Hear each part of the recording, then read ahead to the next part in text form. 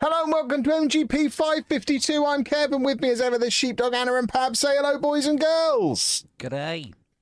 Hello. Hello.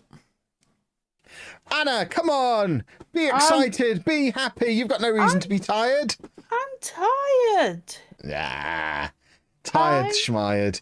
You've had 2 days of strolling around London looking at Lego bricks. What more could you possibly want?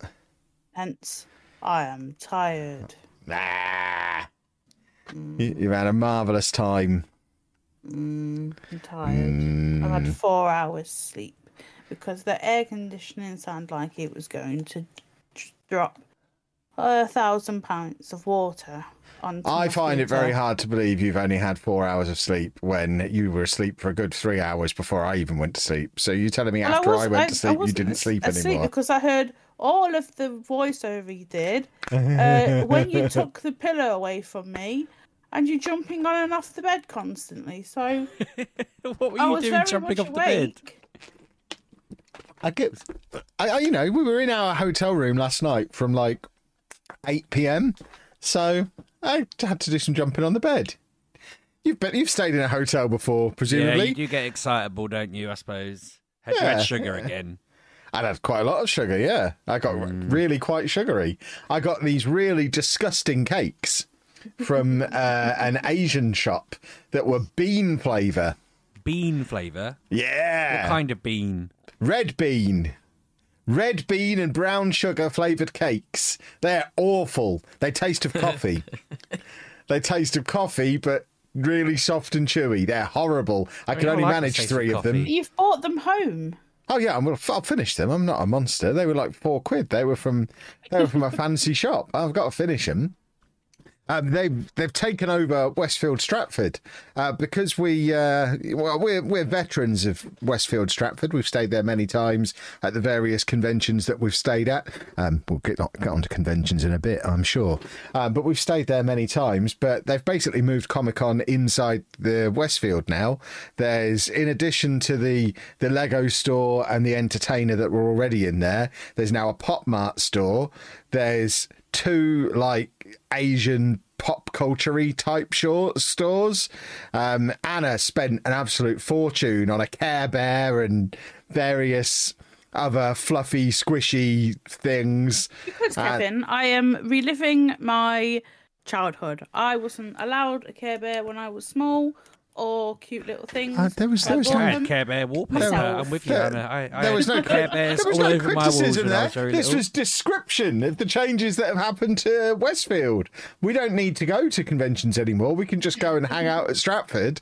Basically what I do anyway, isn't it? Yeah, they've got everything that's needed in there because it's it's kind of all under one roof. It's very snazzy. All they need is a Forbidden Planet over there, and genuinely, I think we could just meet up a couple of times a year at the Premier Inn in Stratford and just hang out in the shopping centre for a couple of days and then go home and just not need to leave.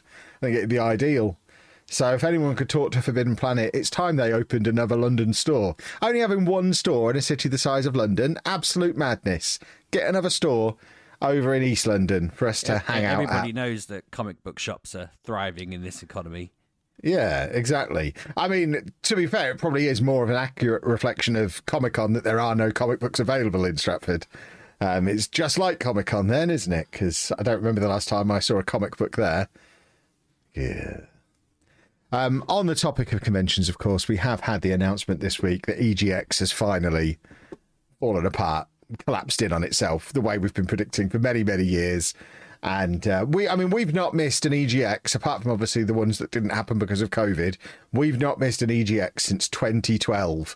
But we had already decided we were probably going to give it a miss this year because it had just been getting worse and worse and smaller, and they'd been moving it closer and closer to Comic-Con.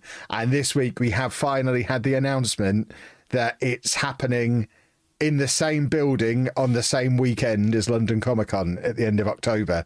So rather than pretending it's 2 separate events and having most of the same stuff at both, I guess they're going to have an extra hall to have the EGX stuff in. My worry is they'll just have the 2 usual Comic Con halls and one of them will be Comic Con and the other one will be EGX. Yeah, that was what I worried about because I'm thinking they could, in theory, fit that because I mean, they could fit EGX into half of one of the Comic-Con ones, I imagine. So, thinking back to October last year, the Comic-Con one that doesn't have the car boot in, that used to be full of all the proper companies, that's very sparse these days. So you could kind of condense that one up, take some of those benches out that just sit in there to fill the room, and you could probably fit EGX in half of that hall and bunch everything else up at the other end. But that then just means it's an even more watered down version of Comic-Con because it would be smaller than it ever usually is.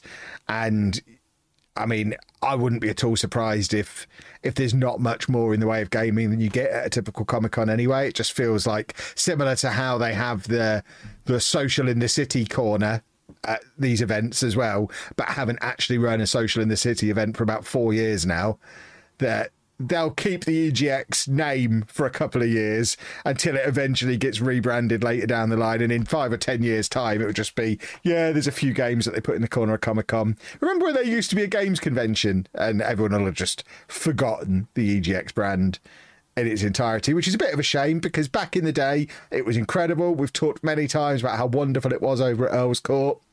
It was great up in Birmingham. Since it's been back in London, I know it's not had any luck at all with coming back to London just as the pandemic was happening and the games industry changed, and obviously we've lost E3 and games companies don't make demos anymore, and the big publishers and the console manufacturers haven't had any interest in doing these kind of events for 5 years. It's not had a great run of luck, but the event since it's been back in London has been bobbins. And I mean, it's just another step towards eventual death, unfortunately. And yeah. When you were saying about the other hall with the brands in, I was thinking, I mean, IKEA and TikTok got a big stands last year, so they can. It will be the same brand hall, won't it, with some games? But I was a little bit surprised by how many people had commented under this announcement saying that the last one was the best one since 2018, and I was thinking, is that because the pandemic wiped out several of them? How many did we miss? Because I think what you have to remember is other people will judge the event differently to how we judge the event, and maybe what they mean by it being the best one since 2018 is it was the first one all their mates came to since 2018, because whatever reason, I don't know. I was saying to friends that was the only reason why the past ones have been good is I saw you guys and I saw them, and it was like I had a bit of a party weekend. That's basically it. The games were kind of a side note. But well, they had to be, because we proved you could do a lap of it in less than an hour last year. We timed it.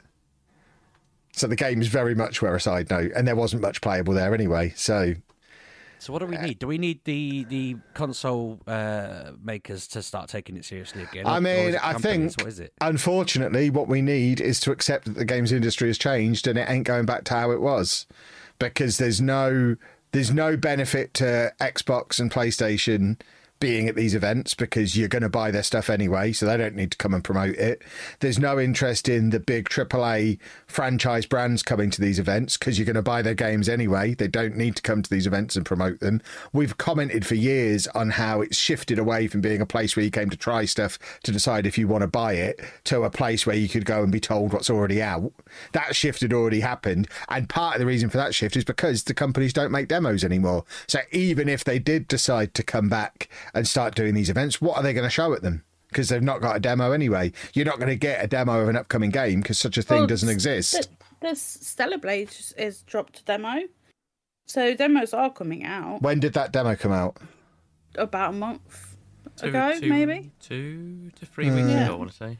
So I guess the difference there is, how much did you pay to play that demo? Nothing. How far did you have to travel to play that demo? Nowhere. Yeah. So what's the incentive in them spending a load of money to build a big stand in a big hall that people then have to pay to get to and travel to get to, when they could just let everyone download it on the consoles they already have and play it in their house? What, under what circumstances? No, I'm just saying there is demos. No, I know. Well, there's much less than there used to be, and under what circumstances are people going to travel to play them? Not only would we need demos to come back to the extent they used to, you'd need them to be convention exclusive to make the conventions actually work. And what possible incentive would the games manufacturers have to make their demos convention exclusive? Because the whole point of the demo is to promote selling the game. So unless they could make a whole ton of money, which then puts the cost of the convention up, it's never coming back. It was a perfect storm. 2012 to like 2016, 2017, it was perfect. Everyone's internet was too slow. The games industry hadn't disappeared up its own backside yet. Everyone was still willing to travel because they'd always travelled. And then the pandemic changed everything. Everyone realised you didn't need to do it that way anymore. It's much cheaper to do it all using this new thing called the internet. And everyone's internet is caught up. Everyone's got smartphones. I know I sound like a ranty old man, but the bottom line is they ain't ever coming back to how they used to be, because the way they used to be just won't work now. I've got an alternative narrative. I reckon it's our fault. I reckon people realised they could just get all their game news from us, and so they stopped going to conventions, and we've basically killed it. I mean, this is the first piece of games news we've done in about 3 years. We tell them what to play. Yeah, occasionally. We do a good sales pitch for Xbox Games Pass every now and again. But yeah, it's sad. I always loved EGX. Part of me wonders if I'm just getting old, but then I try and look at it objectively and try and decide if 30-year-old Kev would want to go to the current version of it. And I don't know that he would. He loved the version that was happening 10 years ago. I don't know that he'd be up for this one. I don't know that. I think if I'd have walked in my 20s to last year's EGX, I don't know that I'd have been giddy to come back this year. I don't think it's just an I'm getting old thing. I think these events in general I mean, I said jokingly 10 minutes ago that you can't buy a comic book at Comic-Con anymore. And Comic-Con's going the same way. It's turning into something very, very different. It's had to become a place that's more community-driven, where fan bases can meet up and dress up and hang out. And it's not really about getting your comics anymore, because if you want to get your comics, you just download them off of Amazon. Or, you know, it's the whole idea of a convention is starting to become more and more of a challenge, I think, in a lot of industries. I suppose that makes sense that, like, 20 years ago when I was doing conventions, it was more about seeing people from TV and signing stuff. But even that's mad, because now it's like where I used to pay 100 quid and get like the entire cast of a show to sign something. Now it's like you can pay 500 quid for some second-rate actor from a TV show you don't even like to sign one thing, and it's like, God. And that's the thing. I mean, for a lot of people, that's always been one of the big draws of conventions. We've never been the sort to go and get our photos done and our stuff signed. That's never been what we've gone for, but it's always been a big part of conventions. It's always completely passed us by. So I think part of it is that the bit that we always went for is the bit that's being taken away, because we went to play the games and buy the comics. And no, you can't do either. There's not as much reason for us to go. I mean, all that being said, now it's all happening on the same weekend. It probably does mean I will be at EGX this year. Yeah, ironically enough. Back in. Yeah, exactly. Is he not going? I wasn't planning on going, but if it's all going to be in the same place, I'll stick my head in the door, because I'll almost certainly be doing something at Comic-Con. So they've got me back that way. But yeah, I don't know. Have ticket prices been announced? Are they putting the price up because it's two events in one? 27th of May, I think they go on sale. So the day London Comic Con ends in May, then, so that people don't go there and bitch about it the whole time. That seems very tactical. Literally, as the doors close on the event and people can't moan anymore, they they go on sale for the next one. Very interesting. I imagine everyone stops talking. Sorry, no, I was just leaving you hanging. I'm looking forward to that May Comic Con. Should be fun. Exactly.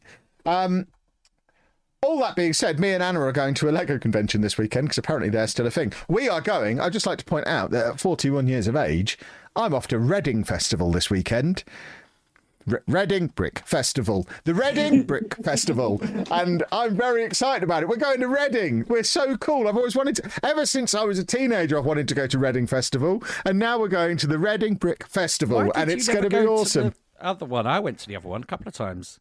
Because I never had anyone to go with. We had children. I had my, the part of it is that I was a parent from 19 years old and I didn't know anyone else who was into the same sort of music I was into.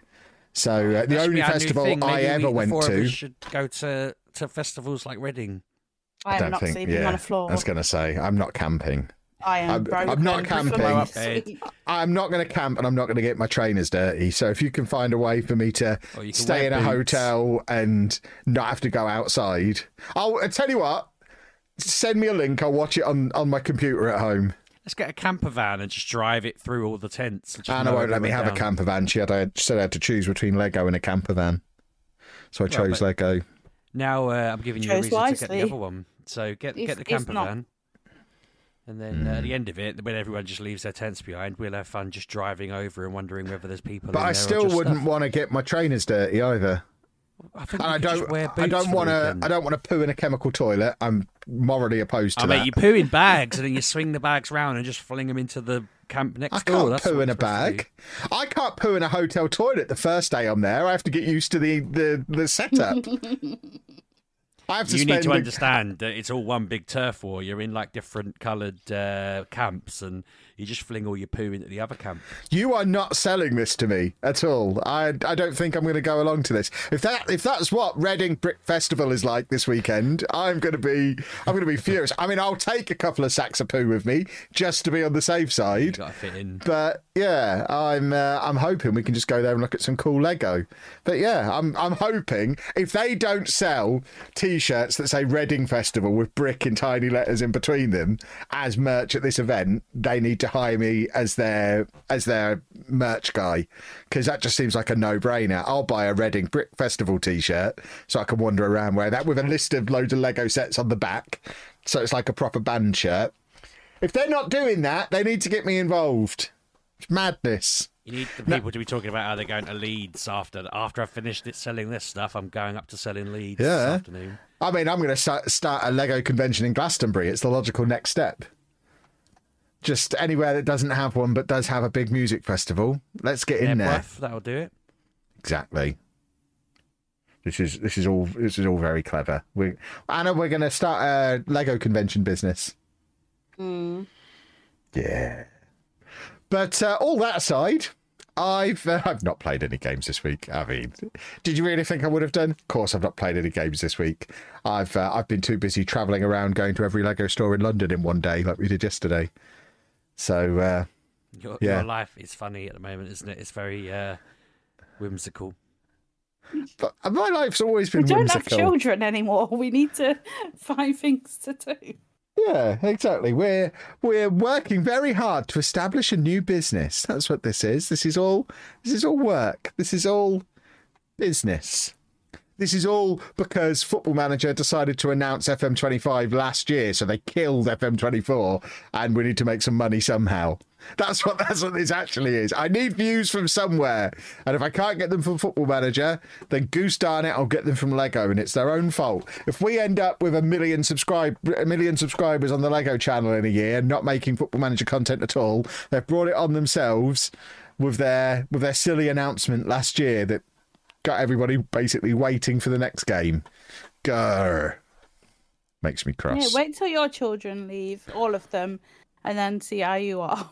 It's very weird. Well, I'm assuming I'm assuming at that point Kirsty just divorces him because she doesn't need him around anymore, and he'll end up living in our garage or something. I'm fully expecting him to just turn up with one of those little sacks on a stick the day he's not required for parenting duties anymore. We'll have to give him our shed. That's pretty much the conversation that we've had. It's not even 12 years at this point, actually. I'm forgetting how old the little one is. It's basically, it's about 11 and a bit years. 11 years, 4 months. Until we get a pet sheepdog. You think, it's going to be great. No kids. Yeah, you don't know who you are, and you kind of lose. Speak for yourself. It is great. I am struggling with it. It's very odd.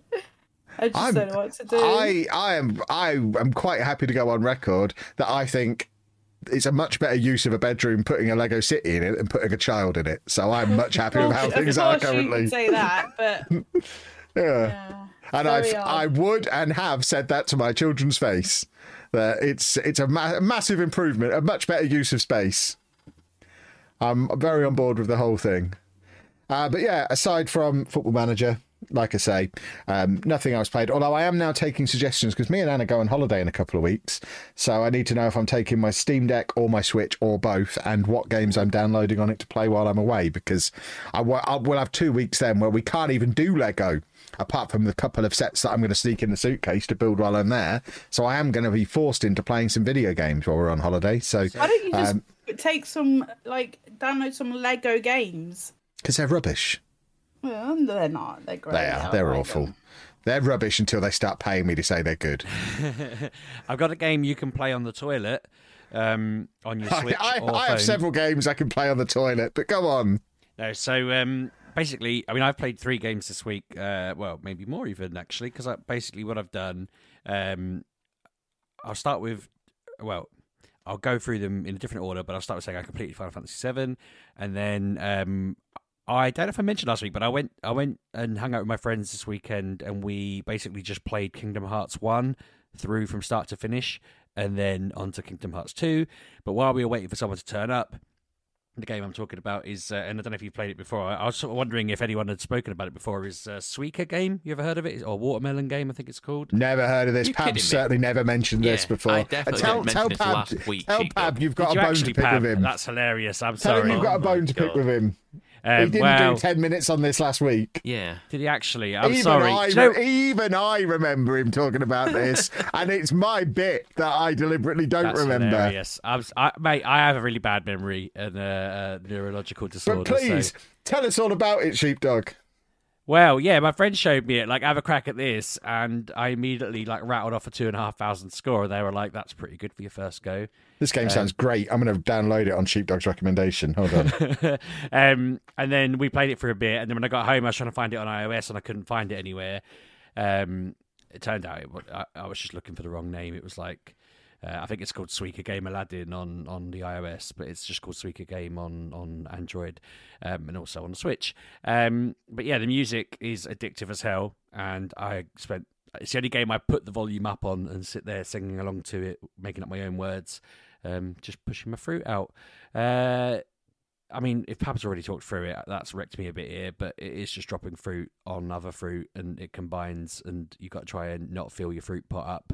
And if you get 2 melons, it all disappears, and you can crack on and get a high score. I was looking at the overall worldwide high scores, and somebody's ruining it. Notice Pab's name on there. Well, somebody's ruining it, getting 23,000. I can't see Pab's name on the charts anywhere. No, I'm not that good.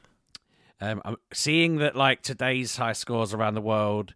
Someone's ruined it being on 11,000, but 3 and a bit thousand is the top 100 chart, 3,600. And I'm thinking, okay, my score is currently 2,575. That was with 1 watermelon, and I was on my way to a second one to try and restart the whole thing, which would have been epic, but I haven't been able to do that yet. But yeah, no, it's very addictive. I would be interested to see whether you can make 2 melons appear. Kev, have you done that yet, Pab? No, I've got 1. I've done 1. I've never had 2, though. Yeah. My speciality when I was younger was making 2 melons appear, so I think I'll be fine. Yeah. But yeah, no, that's been great fun. That's been keeping me busy. As I mentioned, completed Final Fantasy VII Rebirth. I said to you last week that I was getting really angry and made a crater in my living room floor by banging my feet because the ending was ridiculously difficult. It was stupidly difficult. But I say that, but when I sat down to start it back up straight after the podcast, I was like, okay, I had a lot of items before, because there's a lot of different bosses and story bits before you get to the final boss, which probably makes it about 40 minutes worth of game-ish, maybe. And during all of those bits, I obviously used all my items without realizing it. So when I got to the end boss, I didn't have any. Whereas when I redid it, I was like, okay, I'm not using anything. I'm just going to hold on to keep my powder dry, rest everything up, save everything for this end fight, and then I just smashed through it first try. So it was a very big relief that I got to do it. Got to watch the ending. Absolutely loved it. I was a little bit thrown because obviously Pabby said to me all those weeks back that people have been upset with the ending, that there's twists, and obviously we can't talk about that. You probably misremembered it based on your knowledge of what Pabby says. I imagine he said something entirely different. No, I messaged him, so he didn't respond. I messaged him saying, Pab, I'm intrigued. I messaged you on Twitter saying, I'm intrigued to know what you heard. Message me about it. I'd love to know what you heard or what you saw, because I even went on like Reddit, the most negative place in the world, and people were mostly positive there. Looked through Twitter, and the only things I've seen about this game have been people worrying because the general consensus is it's basically a perfect game, but the sales figures don't seem to be as high as they want. And there's lots of people sort of going, well, yeah, that's because the first one came out towards the end of the PS4, it had 100 million gamers. This one's got like less than half of the audience. But even then they're sort of saying, look, it is selling really well. It was like the number one game in different countries, blah, blah, blah, blah, blah. I think a lot of media companies are trying to do a bit of a scare and be like, did it make enough money to get the third part out? And I'm 99% sure the answer is yes. I've not bothered clicking the links to read their clickbait, but I feel like they've still got to release it on PC. They'll probably do some sort of Xbox release at one point or another, I would imagine, surely, because it'd be silly not to. I just feel like if you've got a PS5, you should have played this by now. This is an absolutely perfect game, like genuinely amazing game. I get that you might not want to play the first one, but I don't think you personally, if you played the other one, you could probably watch a lot of it on YouTube and then crack on to the second part. The second part's different because the first one's set entirely in Midgar. It's like you're not as free. You can roam around in it, but you're not as free. Whereas the second game is set on the world map, so it's like much, much, much broader and bigger, and you can do what you want. So yeah, but I was on a massive high. The story was great. I understood it all. I feel like when I played the old game, I had to play it a few times to really get it, and I had to read a bit about it. Whereas I feel like this was really good at pacing and explaining, and it's not put it all out there. There's some complicated bits to it all, like there was in the original, but like, I don't know. I just felt really good about it, and I'm very excited about the next part. But I think like 2028 people are saying at the moment, and I'm like, oh god, that's insane. I can't wait 4 years. I'm gonna break. But anyway, no, perfect. Loved it. So then, lastly, I mentioned about Kingdom Hearts. I'd never played this properly. I'd started, I think, 2 of them, and not bothered to kind of crack on and go through it because I kept thinking, oh, this is long. I won't get this done. A friend of mine was saying it was their favourite series, and I was like, do you fancy just playing it while we all come around and drink and eat and sit and chat, and you just play it? So that's what we did. We went around and we all kind of took turns on the controller. Obviously, it's a PS2 game, Kingdom Hearts 1, so it was a little bit old, but story-wise, it was cool. It built up with the Disney bits, and then went on to have its own lore and everything. It's quite fun how high drama it is for like what it is, if that makes sense. Like, it's very angsty and like, oh no, what's going on and all of this. And we completed that. So I think we started it Friday night, and then we completed it late Saturday night, having slept a little bit in the middle. So then Sunday we started Kingdom Hearts 2, which was a massive upgrade. I didn't realise how far between the two, like, they weren't that far apart in release. I think it's like 4 years, but the difference in what consoles could do was like night and day. That has a really cool vibe to it, and I think at some point or another we're going to kind of get together and play through that properly. But yeah, that series is massive. I didn't realise it had like 13 games in it, and this sort of epic lore and story that spans those 13 games, and even like the little side bits. There's like a card game that should just be a card game, but it's got a whole integral plot that's like massively important to the plot of Kingdom Hearts 3. And I'm enjoying going in that rabbit hole and learning a bit about it, because I just thought it was Disney Final Fantasy before, and it's not. It's very, very cool, and I would recommend, if you've not played it, checking it out, because it's hard to follow. Yeah, I mean that's it. You've got a bit of like you've got to learn things, but I think that probably it might be because you've, as I say, that you've maybe not seen all the other side games, and there's characters that are like shown in a random card game that are then pivotal, as I say. Yeah, it was interesting, but I'm excited. I'm sort of thinking hopefully we can get through all 3 of them and whatever other bits we need to do ready for 4 to come out, and then I'll play that myself because that'll be the brand new thing that they release in, I think it's a year and a bit, something like that. But yeah, it's very cool. Is that it's all right? Okay, I think I'd assumed it was coming out. I actually thought it was coming out this year, and then they said it'll be a few years, and I wasn't sure whether they said like 2025, 2026. Yeah, your guess is as good as mine. I really could not tell you. There's no solid date on anything right now, and who knows? Who knows if they work on this, then surely that affects the third 7, whatever it's called. Yeah, maybe you're right. I kind of forget that it's probably. Do you know what I was actually saying as well? I was like, do you think 4 will include any of the Final Fantasy 16 characters? But they were saying that the new ones are kind of leaning away from Final Fantasy a bit, and they, you know, it also depends on the director, and the director's, I don't think it's the same one. So no, yeah. But no, I mean, they've got a lot going on. It'll be obviously be different teams. They're meant to be doing their Final Fantasy 9 remake at some point in the next year or so, rumoured as well, aren't they? So who knows? But yeah, that's my lot. So you two can talk, and then whatever you talk about this week, Pabby, I'll probably talk about next week. You will. At least you know it's kind of seeping into him by osmosis, I guess. Do you know what's actually... On some level, he must be listening. Well, actually, so what happened was, while we were waiting, it was like, oh yeah, I've got this game. I've been playing it loads. And I thought, that sounds familiar. And I was like, what is it? Because I feel like it rings a bell. And then when they showed me it, I was like, And then I started playing it. I was like, Kevin Pabb would like this. And I was like, I kept thinking, it sounds familiar. And then I thought, it's probably been out a while. So yeah, sorry, Pabby. I didn't realise it was literally last week. That's thrown me a bit. So I've managed to just repeat 3 games that people already know about this week, rather than, I thought it might have been my saving grace. I did play a rhythm game, but I can't remember the bloody name of it. I'm just having a quick look, but I don't want it to make loads of noise in the background.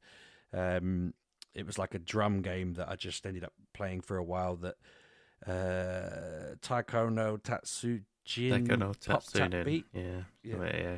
Have you talked about that one before? No, I know about it. Did you actually have the drum set? I've been tapping. It's a tapping on your screen. Although what I'm finding is it doesn't really go. It's like Indiana Jones theme tune, and I'm just tapping like tap to tap tap tap to tap, and it's like, that seems a bit rubbish, to be honest. But it was fun for a little while. There's an actual drum peripheral that you can get. I think that would annoy me, to be fair.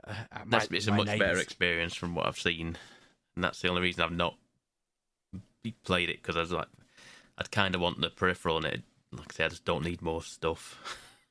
Yeah, you don't need to be getting a drum kit peripheral for your phone or your Switch. For your phone? Oh yeah, yeah. Yeah, no, over you. You can crack on and tell us what you've been playing.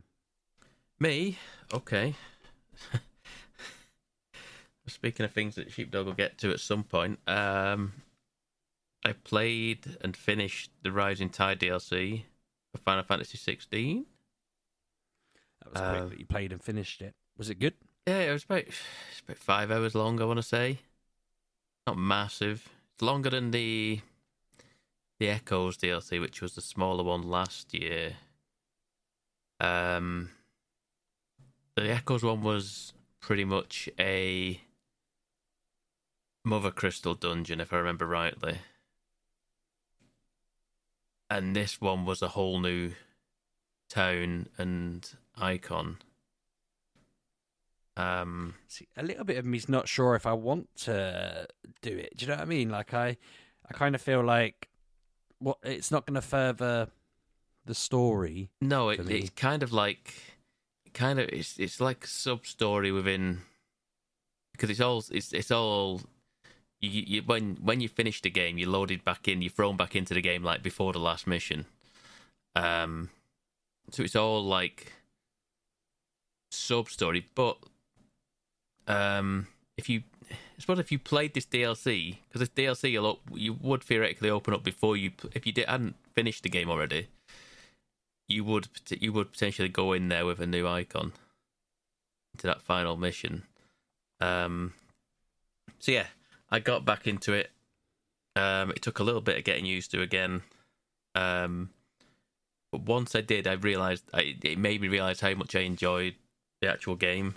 And as much of me just wanting to get the DLC done and move through it, it took me to like some of the old towns and what have you. It didn't just immediately take you to a new area. You kind of have to initiate it, and then ended up going to some of the old towns in the game itself.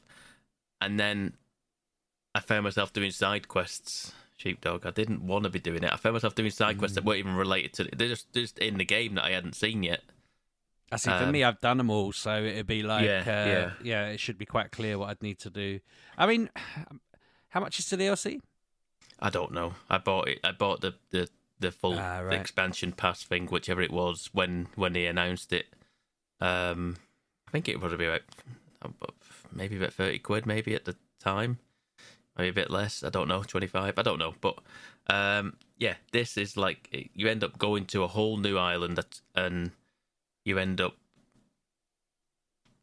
going to see what is an icon that is long been forgotten.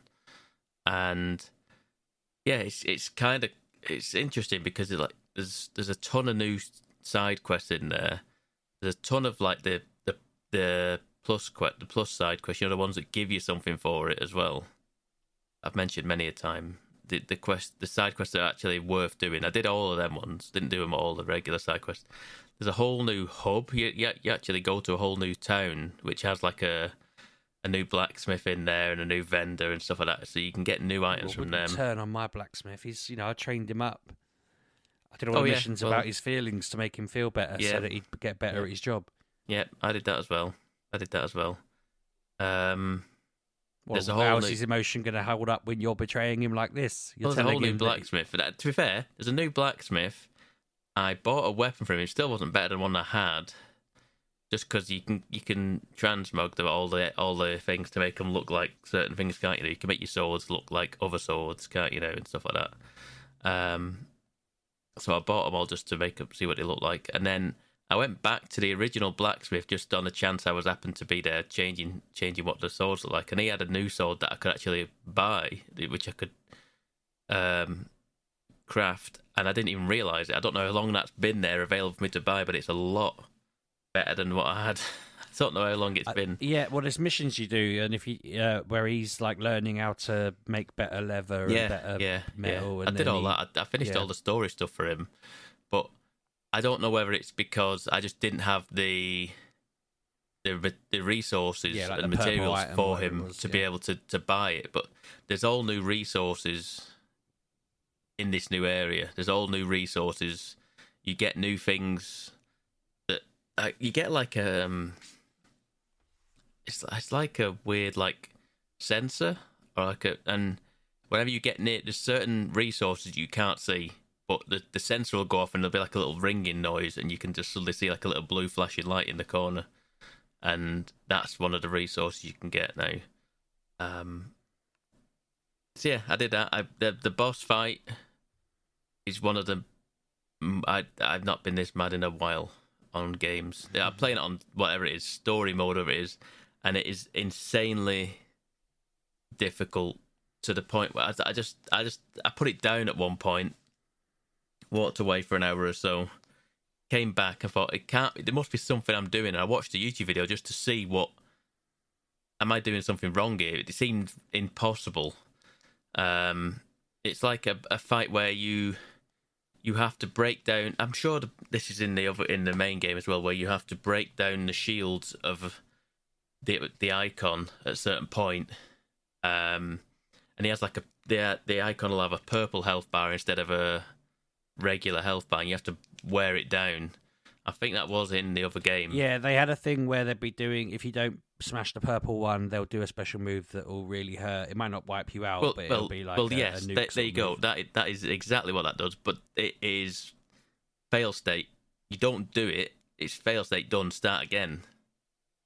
And I couldn't get that health bar down enough to trigger it. I just didn't understand what I was doing wrong. And then even after watching the videos, I was like, well, I don't think I was doing anything wrong in that situation. So I got very shouty with it and just annoyed. And I eventually did do it. It was just frustrating. It was real frustrating. And then there's to be fair, the checkpoints aren't horrendous in the game itself. There's checkpoints in the boss battle. It's just that whole sequence is like so frustrating because you can't. There's no way to start and restart again. You just got to let it happen, and there's a cutscene, and you've got to let it happen, and then you just die, and then you've got to reload from last save, or it is from checkpoint, and it was a pain. But did it in the end, and then turns out that was pretty much the end of the DLC. So I was like, okay, I was just ready. Yeah, it was fine. It was fine. I still say it's a very good game. Like I say, it made me want to play more. Like I say, more of it. When I first started it, it was like nice to be back in the world, sort of thing. So I did enjoy doing that. What else? I'm glad you've enjoyed a Final Fantasy game. It's awesome. Yeah, it's my. Well, it's not technically my first because I played a bit of 15. But it's the only one that 15 was a bit of a drag though. Like I felt like they were in a mess. I like the start of it. The start of it was kind of cool, and they didn't finish it. There was no middle. It was just a start and an end. Yeah, I don't know, but it was. I enjoyed 16, and it's currently my favorite Final Fantasy game. It's not very difficult. The other thing I've played, and it'll be out by the time this comes out, is I played the aforementioned Stellar Blade demo, which is just the start of the game. All your currency, all your progress carries over to the actual main game. So yeah, I thought this is. I've had it downloaded for a little bit, but I didn't want to play that while I was playing the Final Fantasy stuff because it'll just mess with my brain having two different like third-person action games just going on at the same time. I'll just break my brain of controls and stuff, so I just waited till I finished that, and then I got into that, and I finished the actual demo itself. It was only about an hour and a half, maybe. It's about the opening hour of the game. Yeah, so far it seems all right. I mean, based on the reviews it's getting, the reviews are pretty high right now. It's getting 8s and 9s everywhere at the minute, so we shall see more about that in the future. But it seems okay. It's not like say. I felt like Final Fantasy 16 was a bit more button mashy. I feel like I don't know if that's just because I had that special ring on that just the button did all the moves just go for you whenever you press the buttons. It just does stuff. This one I feel like you have to be a little bit more precise and a little bit more clever with it. More akin to something like a little bit like a Dark Souls. But it does get the combat is a little bit like Dark Souls, a little tiny bit. Not. It's also got sort of maybe a little bit of Bayonetta, a little bit of that as well. But the overall like the game that it reminds me of like is the Nier games. The is it Automata? I get the vibes of that, the music. I'm listening. What game we're talking about? Stellar Blade. Oh yeah, can't wait. Yeah, for this game. I do get Nier vibes from it, just in the way the music and like say the setting and like it's just a ruined. It's like a ruined Earth that you send in, like women robots down to go and save humanity or whatever they're doing. I don't know the ins and outs of it all, but like I say, the combat is a little bit is, like I say, a little bit Dark Souls, where you have like a parry, and I felt like you are relying a lot on the parry initially, but then you do get a dodge at a certain point. And because I'm playing it on whatever story mode is, Yes, the prompts come up for you, so you're not just getting hammered all the time because you're missing the parry or the dodge. Literally a prompt will flash on the screen for you to press whatever button it is you need to press. So I found that immensely helpful. But yeah, so far I've been impressed with it. It's like I say, it's only the opening hour or so. Yeah, I think you fight a boss at the end of the demo. It seemed you do okay. Yep. It seemed doable. Didn't seem horrendous. It's good. It's good. Did you play the demo? I mean, you did, didn't you? Yes, from start to finish. Enjoyed it immensely. And it comes out on Friday. It does. It'll be out by the time this is out. So we'll have more on that. It was next week. getting... I've just looked at Metacritic. I think it's at... Hold on. Let me just scroll. It is at 82 at the moment. So yeah. So it's getting relatively high scores. Mm-hmm. That's what was worrying me. If I'm honest with you, I was worried before I purchased it. I was like, I need to see what the scores are because I don't want I didn't get the Rise of the Ronin game because it was just getting middling kind of reviews, and it seemed all right, but it's like I just haven't got time for middling at the minute. I need if I want something, if something's gonna take my time, I need it to be worth it. So, yes, we'll see how this one goes when it comes out, and we'll have more to talk about it next week, I'm sure. Mm-hmm. The other thing I got into, well, I've been getting into Rocket League again this week, simply because there's X-Men 97 themed stuff in the store, and there's a challenges in there. You can just play the game and earn skins and themes and, you know, stuff for your cars and what have you.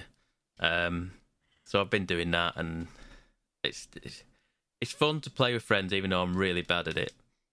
I thought I used to be quite good at it, but I'm really not good at it. I mean, I've not played it for a long time, to be fair, but I wanted all the skins and stuff, so I had to play it. So I've been playing some stuff for that. It's infuriating playing with randoms, just trying to get certain things, but what are you going to do? The other thing that has come out recently, the Billie Eilish is in Fortnite now. Oh God, really? Yeah. There's all part of the Fortnite festival thing. Apparently I think it works now. The Rock Band 4 controllers work with the Fortnite festival stuff now, so that's interesting. Might have to see if I can find the guitar somewhere. So I've been playing Fortnite with new Billie Eilish outfits and skins and what have you. I've not played enough of the recent update to say how good. There's a new gun in there as well. I don't know. But the other thing I've played a lot of this week, and I don't know, I'm playing a lot more Like a Dragon Infinite Wealth, a lot more. I'm at 60 hours in now. 60 hours, and Wow. I like I said many times before this. There's I think it was chapter 7. There's a change in the game. It's a change in dynamic, and I don't know if I want to say what I want to say because it might be a little spoilish, but I don't know if it is. You go back to Japan. You go back at a certain point. So I've been doing that, and now there's a whole series of different other things in the game. You meet some new people, you meet some old people. Not old people. You do meet some old people, but I mean like old friends, Old characters. yes. Yeah. One of the last things I did today before we recorded, I beat up an old person. But there comes a part where it's just so good. It's just so good. Like I've just done chapter 8 and I'm into chapter 9 now. There's 14 chapters in there. I want to finish it. I desperately want to finish it, but it's so long, and I know I could mainline it, but it's so rewarding to just do side stuff. The side stuff is so rewarding in this game for what you get out of it. The story stuff out of it is just impeccably well done. And yeah, I'd been neglecting the drink links, which are like the friendship moments in the game where you earn up enough rep or whatever it is, and you can have like a conversation with them at the bar. But I'd not been to the bar in that long. I think I spent about an hour and a half just doing these drink links, because I had like about 3 or 4 each for each companion he had with me. And like I say, it's just a long conversation, and then occasionally there might be like another cutscene with maybe a fight in it at some point. There's a brawl because you go outside the bar for this conversation, stuff like that. And yeah, I just done so much, and it's just starting to ramp up again now. And yeah, I kind of want to see where this goes now. But like I say, I don't know whether the chapters get shorter towards the end. I'm hoping they do a little bit, because I do want to finish it soonish. But I could see myself probably spending another 40 hours at least on this game. But yeah, it's what I wanted to play recently. It's what I wanted to play a lot. So I'll continue playing that and see how we get. But other than that, that is everything from me. I'll throw it over to Anna. No, I don't really have anything to chat about. I don't believe you. I've seen you play games. You've saw me one afternoon play one game. Well, then you could tell us what that game was. That was Horizon Forbidden West. Yes. Because I built my Tallneck, so I wanted to go back to the game. And I found where the Tallnecks came from, as if you don't know, the robots are made in these things called cauldrons. So I went to find the cauldron where these guys were made, and it was very, very different from other cauldrons I've found before. I've never found it before. I've never ventured that far. I wasn't purposely, I didn't put the game on and go, I'm going there, but I accidentally stumbled upon it, and I was like, oh, this is where they come from. And it was definitely different. I'm not going to say why, because I don't want to spoil it for people, because obviously there's still people there who haven't played it, but it was very interesting. Very different from other cauldrons because of what was happening there. So that was cool. I also found, how like the Tallnecks walk around so you can scan. I found one where there was 2 of them. So that was interesting. Wondering why there was 2, what you had to do there to get the scanning going on again. So I'm not gonna spoil it, because this game is all about exploring and finding out what's going on. But again, also fun. Also haven't done that before. So like on PlayStation, obviously it tracks how many hours you've played this game, and apparently I've played this game for 123 hours. Wait, what? That can't be right. I have 2 saves going on. That makes more sense. Even so, and you still... I still have finishing. not at all. I just wander around and because again, the game has a lot of stealth in it if you want it to be, or there's a lot of planning how to take out certain animals, and I want to play it that way. I want to study the robots, and I want to take off the certain parts that I need, because it just gives it like an extra thing to that game. So I have one that's like literally story mode. Yeah. And then I have one that's less into the game but is more like normal mode, so that I have to study what's going on. I have to take off the pieces that I need, because that's how the game is supposed to be played. So I have a fast one and then I have a slow one, which I don't mind. I know what's going on in both of them. So I'm just enjoying that. But obviously, that will be stopped played this week. It will just go on a back burner for a while Stellar Blade comes out, because again, I played the demo. I enjoyed it very much, even though people are saying it's Souls-like. The story mode in that I could get along with, because it's story mode. They make it accessible. I don't need... Like, if people want to play like the hard mode, go ahead. Love that for you. But for me, I played the story mode in demo, loved it, could get on with it. So I will continue with the story mode when it comes out. I think it's Friday. Friday, yep. And I will give that a go. I'm currently building the Disney castle, the big one of the 4,837 pieces. So that Tell me you just read that from somewhere and didn't just know that number. I can see the box. Okay, that's all right then. Because otherwise that's absurd and you need to go and sit in a different room for a bit. You can see it. It's just, I'm in that room. I believe you. I can see it. I don't know whether I'd done BD1 last week, but again, I had done that Lego set. That was excellent. It's now on the shelf that I can see the most. So I can just imagine him sitting there, having a lovely time as my friend, and just looking at me with his head cocked to the side, because he is like the cutest thing in the world. Yes, I am.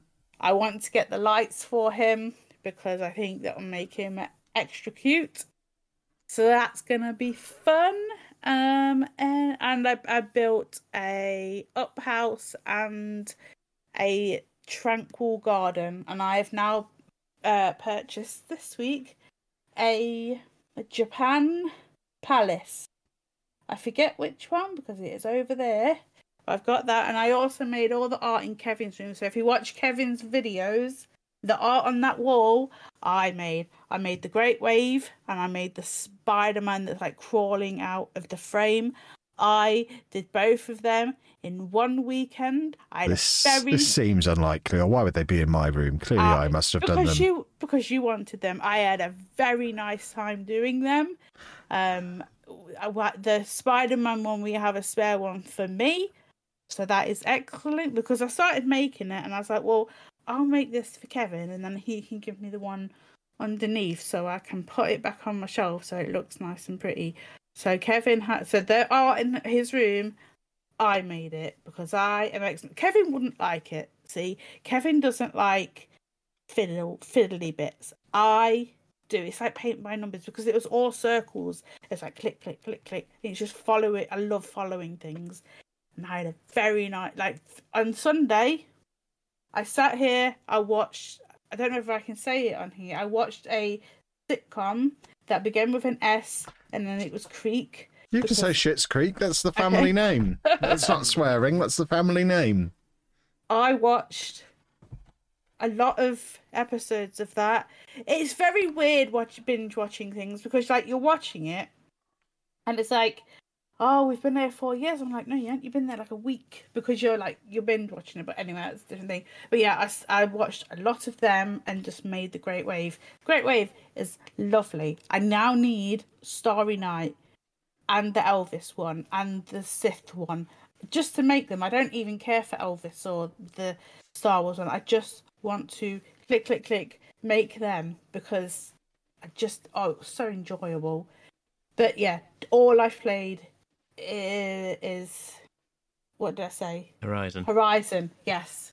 So that is my 7 minutes. You're welcome. Excellent. Well, in that case, we'll wrap things up there. If you want to pester us on the internet, you can do that at Mgukpodcast, or you can follow me at Lelujo. You can find me at RB6K. I'm Miss Lelujo. And I'm Pab1986. And we'll see you next week, boys and girls. Have a good week. A toodle bit. Thanks, folks. Bye-bye.